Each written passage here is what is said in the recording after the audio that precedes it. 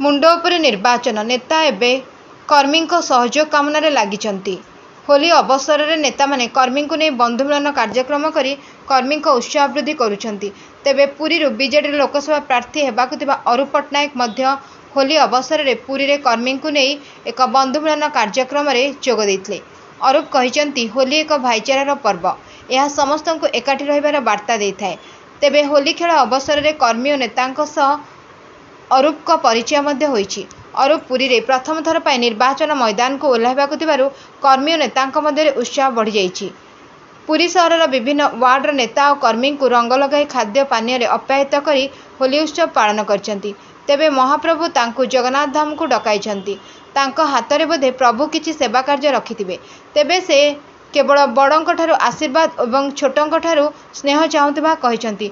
तेबे सेवा ही तांकर मूल लक्ष्य बोली अरूप पट्टनायक कहिसंती।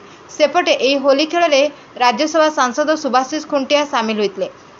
महाप्रभु श्री जगन्नाथ सबु लोकंक भितर रंगर पर्व होली भली रंगीन कर दियंतु बोली श्री प्रार्थना करथिबा कहिसंती। Bureau report Ekamra news agency.